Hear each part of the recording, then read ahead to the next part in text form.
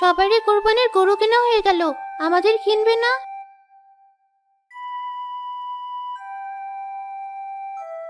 বাবা, কিছু বলছো না কেন?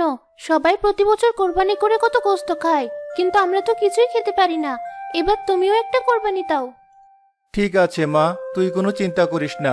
এবার কুরবানি ঈদে তুইও অনেক গুস্ত খাবি। সত্যি বলছো? তাহলে কি এবার তুমি কোরবানি করবে? হ্যাঁ মা, সত্যি বলছি। এবার তুই আর মন খারাপ করিস না, যা গিয়ে খেলা কর। মেয়েটা আজ কদিন হলো শুধু কুরবানির কথা বলছে।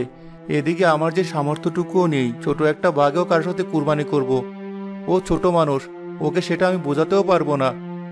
বসে বসে এমন করে জিমাচ্ছ কেন? কি হয়েছে? কি আর হবে, ওরা কপালে কি বার হওয়ার বাকি আছে। আজ কদিন থেকেই দেখছি তোমার মনটা বেশ ভার হয়ে আছে। এভাবে একা একা কষ্ট না পেয়ে আমাকে বলো কি হয়েছে। মেয়েটা সবার বাড়ির কুরবানি গরু দেখে আমাকেও বলে কুরবানির কথা। আমি ওকে কিছুই বলতে পারি না। জন্মের পর থেকে কোনোদিন তো এই বাড়িতে একটা কুরবানিও হতে দেখেনি মেয়েটা আমার। সে তুমি ঠিকই বলেছ। আমাকেও ঘুরে এসে এসে বলে, আমিও তাকে কিছু বোঝাতে পারি না। ঈদের সময় সবাই খায়, আনন্দ করে। মেয়েটাও আমার চায় একটু আনন্দ করতে, একটু খুশি থাকতে। সে আর পারে কোথায়। আর ভালো লাগছে না, একটু বাইরে যাচ্ছি, দেখি কোনো উপায় করতে পারি কিনা। এভাবে হাত পা গুটিয়ে হা হুতাশ করে তো আর কোনো লাভ হবে না। বেশ তো, গিয়ে দেখো তবে কি করতে পারো।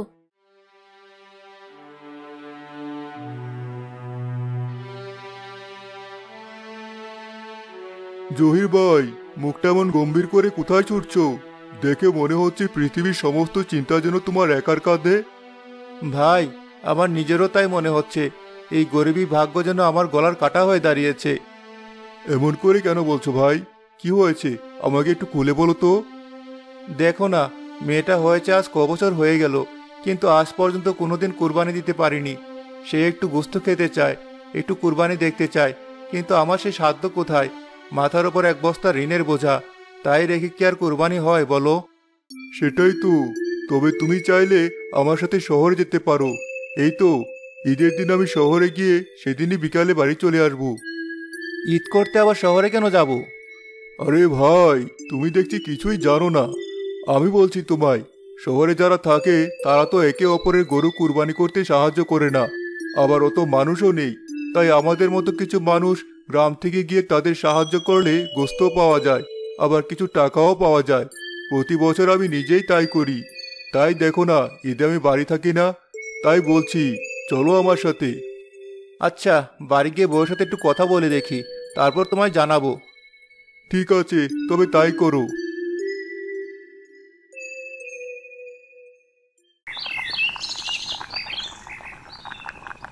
এই তো সবে গেলে, আবার ফিরে এলে যে? রাস্তায় জামাল ভাইয়ের সাথে দেখা হলো। ভাই বলছে তার সাথে শহরে গিয়ে লোকদের কোরবানিতে সাহায্য করতে, তাহলে নাকি গোস্ত আর টাকা দুটোই পাওয়া যাবে। তাই নাকি? তা তুমি কি বললে?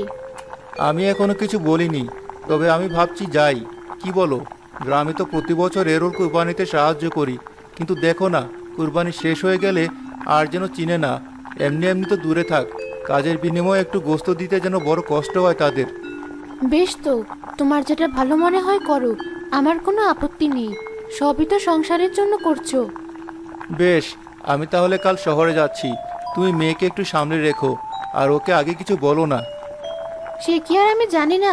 তোমার যাওয়ার কথা শুনলে তাকে আমি সামলাতে পারবো নাকি? বেশ, আমি তাহলে ভোর হলেই চলে যাব।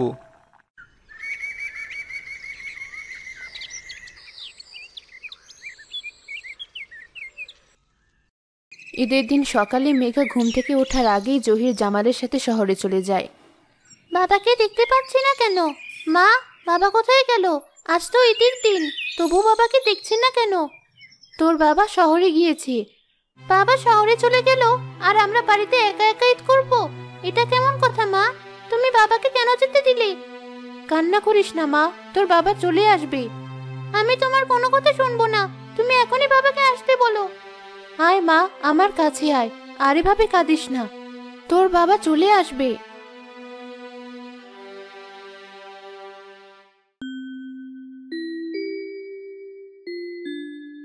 জহির ভাই, এই বাড়িতে আমরা কুরবানি করতে সাহায্য করব। সময় থাকলে আরো দু এক বাড়িতে করব, তাহলে আমাদের আরো 2 পয়সা আয় হবে। ঠিক আছে। তুমি চলে এসেছো জামাল, আমি তোমার জন্য অপেক্ষা করছিলাম। হ্যাঁ চাচা, আর আপনার কথা মতো সাথে করে আরেকজনকে নিয়ে এসেছি। খুব ভালো করেছো, না হলে এত বড় গরুর কাজ একা করতেও তোমার যে কষ্ট হয় সে আমি বুঝি। এসো একসাথে নামাজে যাই, নামাজ পড়ে এসে কুরবানি করব। ঠিক আছে, চলুন তবে।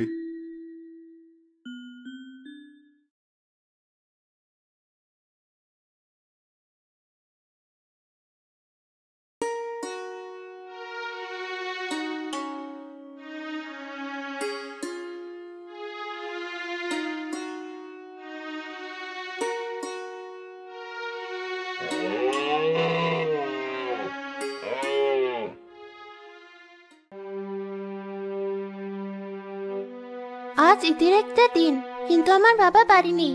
কিছুই ভালো লাগছে না। একটু এ বাড়ি ও বাড়ি থেকে ঘুরে আসি, তাহলে হয়তো একটু ভালো লাগবে।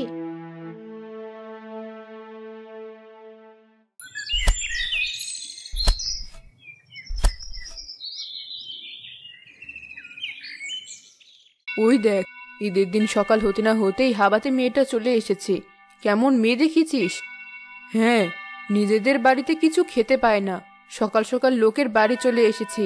মা বাপু কেমন জানে মেয়ে অমন, সে মেয়েকে বুঝিয়ে ঘরে রাখবে না, তা না করে সকাল সকাল বের করে দিয়েছে। এবার কার বাড়ি কি আছে দেখে বেড়াবে। একদম ঠিক বলেছ, লোকলজ্জা বলতে এর কিছুই নেই।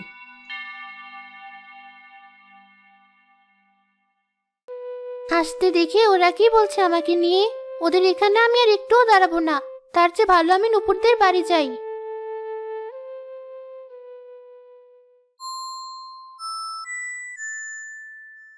কিরে, তুই আমাদের বাড়ি চলে এসেছিস? তোদের বাড়ি রান্না হচ্ছে না? হচ্ছে মনে হয়, আমি দেখিনি। একা একা ভালো লাগছিল না, তাই একটু ঘুরতে বের হলাম। বাহ, কিসের সুন্দর গন্ধ বেরিয়েছে। আজ কোরবানি ঈদ না, গোস্ত রান্না হচ্ছে। মা কড়াই ভর্তি করে গোস্ত রান্না করছে। তোদের বাড়িতে তো কোনোদিন গোস্ত রান্না হয় না। হে হে হে হে। তা তো তুই ঠিক বলেছিস।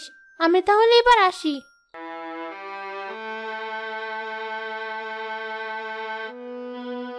কি রে, সকাল সকাল কোথায় আবার বেরিয়েছিলি তুই?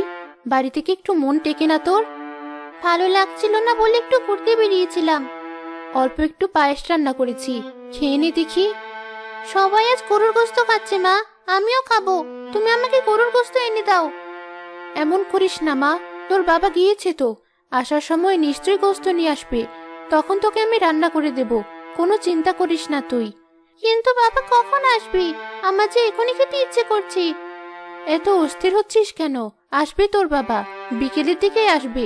দেখবি কত গোস্ত নিয়ে আসে। ঠিক আছে, তুমি তাহলে এখন খিচুড়ি রান্না করো। বাবা গোস্ত নিয়ে এলে গোস্ত রান্না করবে, তারপর আমরা সবাই মিলে একসাথে গোস্ত আর খিচুড়ি খাবো। ঠিক আছে। মেয়েটাকে তো বললাম তার বাবা গোস্ত নিয়ে আসবে, যদি না নিয়ে আসতে পারি তখন কি হবে? ওকে কি বলে বোঝাবো? সৃষ্টিকর্তা, তুমি সহায় হও। তোমাদের কাজ তো প্রায় শেষ হয়ে গেছে, তোমাদের টাকা তাহলে দিয়ে দেই, তোমরা চলে যাও। ঠিক আছে, তাই দিন। এই নাও দুজনের টাকা। জামাল ভাই, একটু এদিকে আসো। তুমি যে বললে টাকা গোস্ত দুটোই দেবে, কিন্তু এখানে তো শুধু টাকা দেখতে পাচ্ছি, গোস্ত কোথায়? দাঁড়াও, আমি কথা বলে দেখছি। চাচা, আপনি যদি কিছু মনে না করেন তবে আপনাকে একটা কথা বলতে চাই। বলো, কি বলবে? চাচা, আমাদের তো গোস্ত দেওয়ারও কথা ছিল। হ্যাঁ ছিল, তবে আমার নিজের আত্মীয় স্বজনদের দিতে দিতে তেমন কিছু আর অবশিষ্ট নেই, তাই তোমাদের আর দিতে পারলাম না। দেখো, টাকা বেশি করে দিয়ে দিয়েছে, তোমরা কিছু মনে করো না বাবা। ঠিক আছে, এবার তাহলে আমরা আসি।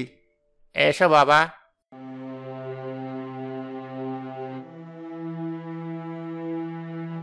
ভাই, তোমার এখনো মন খারাপ কেন? বউকে বলে এসেছিলাম গোস্ত নিয়ে ফিরবো, কিন্তু তার হলো না। নিশ্চয়ই সে আশা করে বসে আছে। আরে বাবা, যাওয়ার সময় বাজার থেকে কিনে নিয়ে যেও। টাকা থাকলে কি জিনিসের অভাব হয়? তাই করব না হয়। আমি তাহলে বাড়ি যাই, তুমিও বাজার করে নিয়ে তোমার বাড়িতে যাও। ঠিক আছে, পরে আবার দেখা হবে। যাই, বাজার থেকে ভালো দেখে গোস্ত কিনে বাড়ি যাই। জহির গোস্ত কিনতে গোস্তের দোকানে যেতেই বাজারের অন্য দোকানিরা তাকে দেখতে পায়, যারা কিনা জহিরের কাছে টাকা পেত। এই দেখতে জহির, তাও আবার মাংসের দোকানে। এদিকে সে কবে আমার থেকে মাছ নিয়েছিল বাকিতে, এখনো সে টাকা দেওয়ার নাম নেই। দাঁড়া, পেয়েছি আজ তোকে, টাকা না নিয়ে আর ছাড়বো না। ভাই, গোস্ত কত টাকা কেজি? 500 টাকা কেজি ভাই। কয় কেজি দেবো বলেন? আরে, গোস্ত পরে দাও। এই জহির, সে কবে আমার থেকে মাছ নিয়েছিলি বাকিতে, সেই টাকা দিতে হবে না? হ্যাঁ, সে তো দিতেই হবে, দেবো আমি। এখন আগে টাকা দে, তারপর অন্য কথা। আজ টাকা না দিয়ে কোথাও যেতে পারবি না। বেশ, এই নাও তোমার টাকা। 1 কেজি গোস্ত তাহলে বাড়ি নিয়ে যাই। মাছওয়ালা যখন টাকা নিল, তখন আর আমি বাকি থাকবো কেন? আমিও গিয়ে আমার টাকা নিয়ে নেই। এই যে জহির, শুধু মাছওয়ালার টাকা দিলে হবে? আমার টাকা কে দেবে? আমার টাকা দাও বলছি। এই নাও তোমার টাকা। কি ভাই, গোস্ত দেব? না, তার আর দরকার নেই, আমি আসি। এতগুলো টাকা নিয়ে এলাম, কিন্তু রাস্তাতেই সব শেষ হয়ে গেল। বউ আর মেয়ের জন্য একটুও গোস্ত নিতে পারলাম না। কোনো লাভ হলো না শহরে গিয়ে। কি আর করার, এখন খালি হাতেই বাড়ি ফিরে যেতে হবে। মা, বাবা এসেছে। বাবা, মা বলেছিল তুমি গোস্ত নিয়ে আসবে। গোস্ত কোথায়? আমি কোনো গোস্ত নিয়ে আসতে পারিনি রে মা। যা টাকা নিয়ে এসেছিলাম সেটা রাস্তাতে শেষ হয়ে গেছে। তা বললে হবে না, আমাকে গোস্ত এনে দিতে হবে। মা, এবারের মতো আমাকে ক্ষমা কর। সামনের ঈদে অবশ্যই আমি কুরবানি দেব, দেখিস। ঠিক আছে, আমি কিন্তু তাহলে সেই আশায় থাকলাম। দেখতে দেখতে 1 বছর কেটে গিয়ে আবার কুরবানি ঈদ চলে আসে, কিন্তু জহিরের ভাগ্যের কোনো পরিবর্তন হয় না। মেঘা, চল আমরা মাঠের দিকে যাই, নুপুর এলেই খেলা শুরু করব। ঠিক আছে, তাই চল।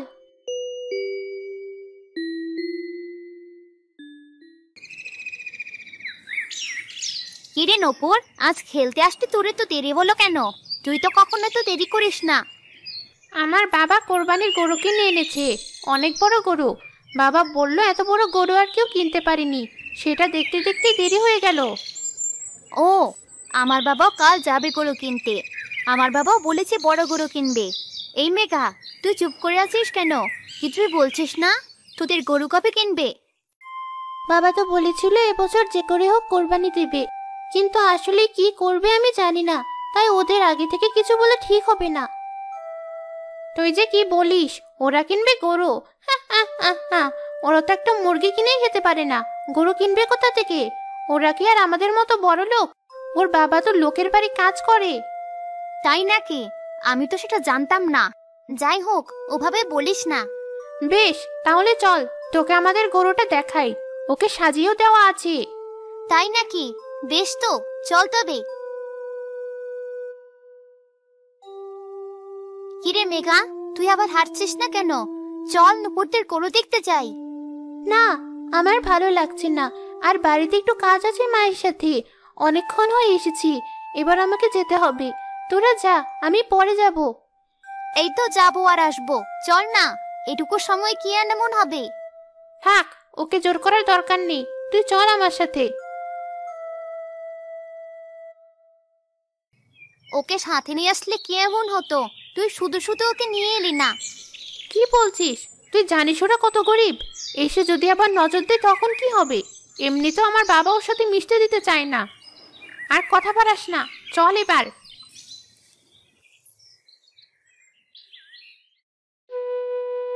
আমরা গরিব বলে ওরা আমার সাথে এমন আচরণ করলো? আমরা কি ইচ্ছে করে গরিব হয়েছি?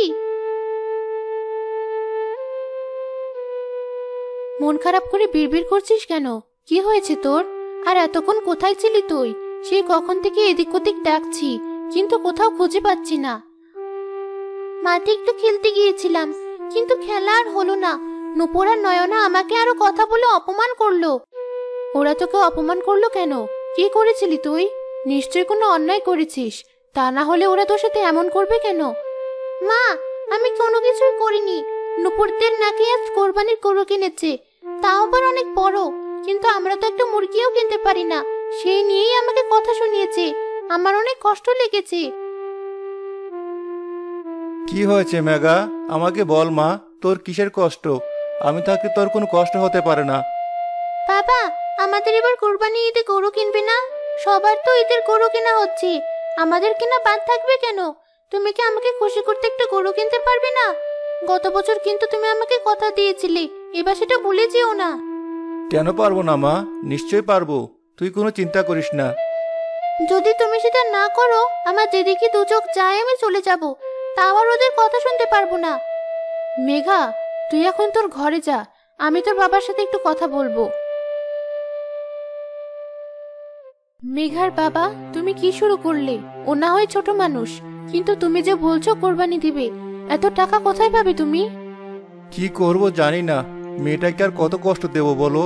বাবা হিসাবে আমারও তো উচিত মেয়ের শখ আবদার পূরণ করা।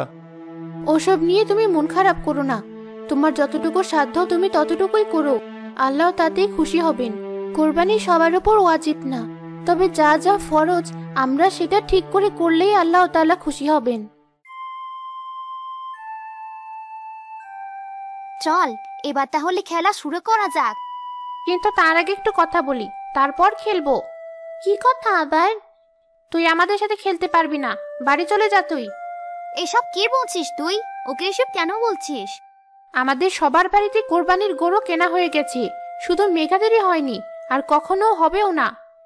তুই আবার এসব শুরু করলি কেন? তো বলবো না? ও তাহলে আমাদের সাথে খেলতে আসে কেন? বেশ, আমাদের গরু কেনা না হলে আমি আর তোদের সাথে খেলতে আসবো না, এই বলে দিলাম। তুই কিন্তু কাজটা একদম ঠিক করিসনি। খুব ভালো করেছি, এসব গরিব মানুষদের সাথে খেলার চেয়ে না খেলা অনেক ভালো। ওর বাবা একটা কোরবানি দিতে পারে না, আবার আসে আমাদের সাথে খেলা করতে। মেঘা, তুই কাঁদছিস কেন মা? বাবা, তুমি যেখান থেকে পারো একটা কোরবানির গরু নিয়ে এসো, ওরা আমাকে আজ খেলা থেকে ফিরিয়ে দিয়েছে। তোর বাবাকে এভাবে বলিস না মা, এমনি তোর বাবা অনেক চিন্তা করে। এ কি, কোথায় চললে তুমি? জানি না, তবে কোনো ব্যবস্থা না করে এই মুখ আর তোমাদের দেখাবো না। মেঘা, তোর বাবাকে আটকা, তোকে বুঝতে হবে কুরবানির সামর্থ্য তোর বাবার নেই, সবার তা থাকে না। তোর বাবা ভালো মানুষ, তাই তার অবৈধ টাকা নেই, তার হালাল আয়, সে আয় দিয়ে যেটুকু পারে আমাদের এনে দেয়, এতেই আমাদের খুশি হওয়া উচিত। কিন্তু দেখ, তোর বাবা 5 ওয়াক্ত ঠিকই নামাজ পড়েন। বাবা, তুমি কোথাও যাবে না, আমার কোনো কোরবানির গরু দরকার নেই, তুমি আমাদের যা এনে দিবে আমরা তাতেই খুশি থাকবো। আর যদি ওরা তোকে আবার এসব বলে, তখন তো তুই আবার কষ্ট পাবি মা। না বাবা, আমি কষ্ট পাবো না। ওরা বললে আমি বলবো আল্লাহ আমার বাবার উপর নামাজ ফরজ করেছে, আর আমার বাবা 5 ওয়াক্ত নামাজ পড়ে, তার নিজের ফরজ আদায় করে। কিন্তু তোদের বাবা শুধু কোরবানি করে, 5 ওয়াক্ত নামাজের ফরজ আদায় করে না। আমার বাবার উপর কোরবানি ওয়াজিব হলে তখন তিনি সেটাও আদায় করবেন ইনশাআল্লাহ। থাক মা, তোকে এসব বলতে হবে না, যে যাই বলুক, আমরা আল্লাহর পথে থেকে আল্লাহকে খুশি করতে পারলেই হলো। হ্যাঁ, আল্লাহ আমাদের রিজিকে যা রেখেছেন তা আমরা এমনিই পাবো। মেঘা, দেখ তোর জন্য আমি গোশত নিয়ে এসেছি। তুই আবার আমার জন্য গোশত আনতে গেলি কেন? কোরবানির গোশতকে শুধু নিজেরা খাওয়ার জন্য? কোরবানির গোশত সবাইকে সাথে নিয়ে খেতে হয়, আর তুই আমার বান্ধবী, তোকে রেখে কি করে খাই আমি? নূপুর আমাকে কত অপমান করলো, আর তুই আমার জন্য গোশত নিয়ে এসেছিস? ওর কথা বাদ দে, ও কি কোনো কিছু বুঝে? তুই এখন রেডি হতো, আমাদের বাড়ি চল, কোরবানি করা দেখবি।